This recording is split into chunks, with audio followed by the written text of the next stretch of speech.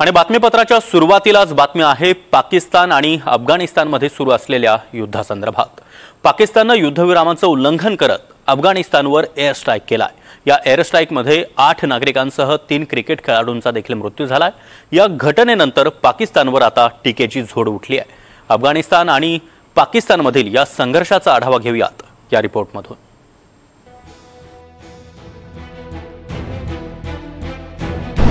पाकिस्तानकडून युद्धबंदीचं उल्लंघन,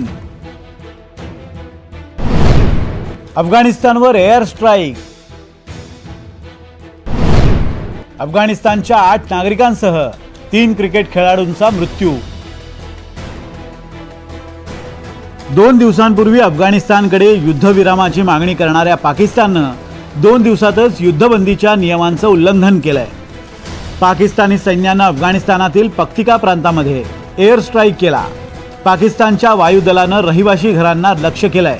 या हल्ल्यात 8 नागरिकांचा मृत्यू झालाय।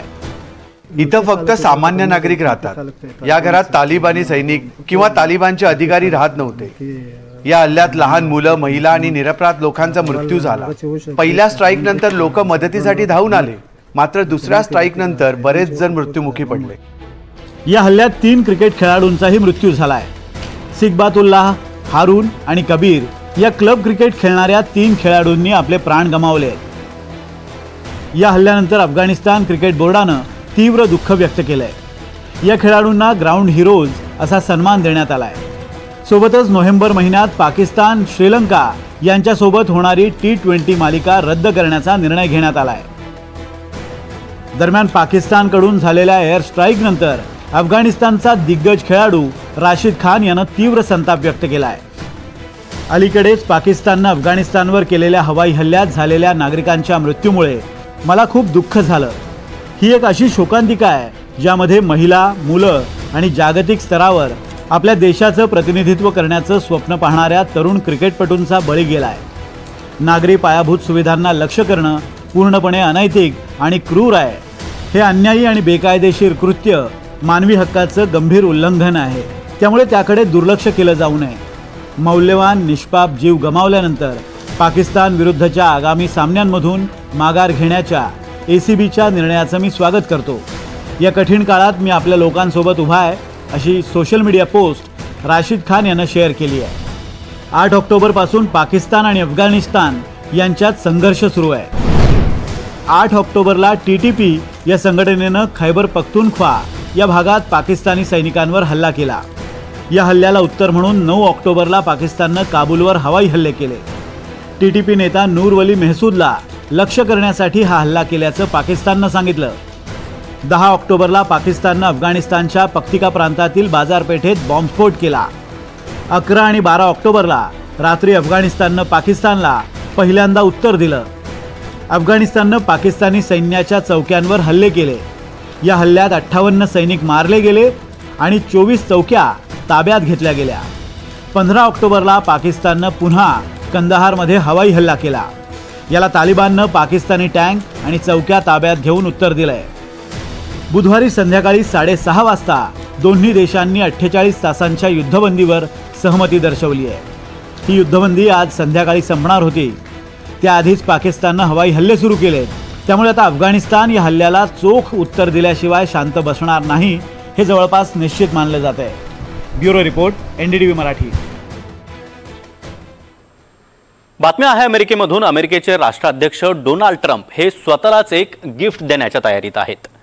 अमेरिकेची राजधानी असलेल्या वॉशिंग्टन DC मध्ये एक महाद्वार ट्रम्प यांच्या नावाने उभारलं जात आहे। नेमकी ही काय योजना आहे? ट्रम्प हे स्वतःला कोणत्या प्रकारचं गिफ्ट देत आहेत? पाहूया त्या संदर्भातला हा रिपोर्ट।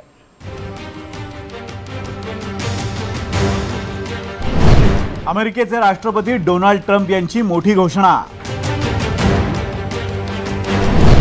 वॉशिंग्टनमध्ये स्वतःच्या नावानं भव्य महाद्वार उभारणार। आर्क डी ट्रम्प या महाद्वाराचं 3D मॉडेलही तयार। अमेरिकेचे राष्ट्रपती डोनाल्ड ट्रम्प यांच्या बेधडक भूमिकांसाठी ते नेहमीच चर्चेत असतात। अशीच एक बेधडक घोषणा डोनाल्ड ट्रम्प यांनी केली आहे।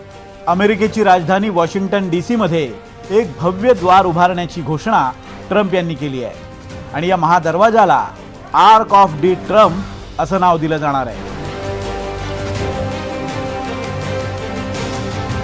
2 दिवसांपूर्वीच व्हाईट हाऊसमध्ये डिनर पार्टीचं आयोजन करण्यात आलं होतं.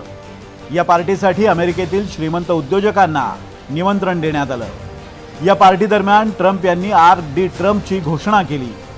यावेळी उपस्थित पाहुण्यांना भव्य दरवाजाचं 3D मॉडेलही दाखवण्यात आलं. आर्क डी ट्रम्प हा दरवाजा पोटोमॅक नदीजवळ असलेल्या लिंकन स्मारकाजवळ उभारला जाईल. व्हाईट हाऊस पासून 4 किलोमीटर अंतरावर हा दरवाजा असेल. आर्क डी ट्रम्प हे स्मारक पॅरिसमधील आर्क डी ट्रायम्फ या स्मारकाशी मिळतं जुळतं आहे. आर्क डी ट्रायम्फ हे स्मारक जगातील प्रसिद्ध स्मारकांपैकी एक मानलं जातं. फ्रान्स सैन्याच्या शौर्याचं प्रतीक म्हणून हे स्मारक उभारण्यात आलं होतं. मात्र डोनाल्ड ट्रम्प यांच्या आर्क डी ट्रम्प स्मारकाची प्रेरणा नेमकी काय असेल याबाबत काहीच माहिती समोर आलेली नाही.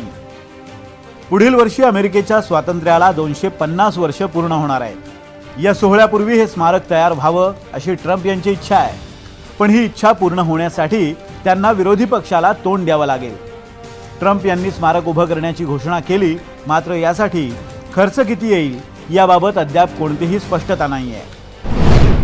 आर्क डी ट्रम्प हे स्मारक डोनाल्ड ट्रम्प स्वतःसाठीच समर्पित करणार असल्याची चर्चा आहे. जगानं त्यांना एक विजेता आणि इतिहास बदलणारा नेता म्हणून लक्षात ठेवावं अशीही त्यांची इच्छा आहे. याशिवाय ट्रम्प यांनी 7 युद्ध थांबवली तरीही त्यांना नोबेल शांती पुरस्कार मिळाला नाही आणि हीच खंत मनात बाळगून ते स्वतःच्या नावाचं स्मारक उभारत असल्याचं म्हटलं जातंय. आर्क डी ट्रम्प हे डोनाल्ड ट्रम्प यांचं स्वप्न आहे. अमेरिकेच्या भावी पिढीनं त्यांना लक्षात ठेवावं म्हणून स्मारक उभारण्याची खटपट ट्रम्प करतायत. पण ट्रम्प यांचा स्वतःच्याच नावानं स्मारक उभारण्याचा प्लॅन कितपत यशस्वी ठरतोय हे पाहणं महत्त्वाचं ठरेल. Bureau report, NDTV Marathi.